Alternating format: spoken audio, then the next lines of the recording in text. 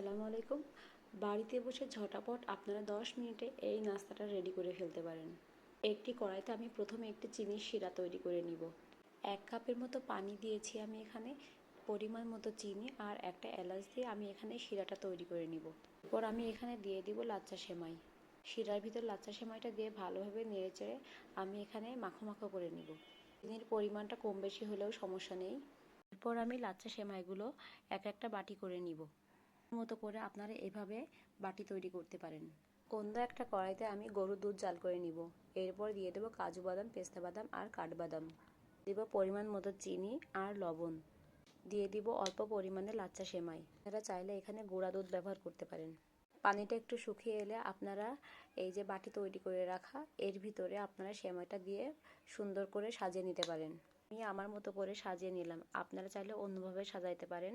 তো কেমন হয়েছে বন্ধুরা, কমেন্ট করে সবাই জানিয়ে দিবেন।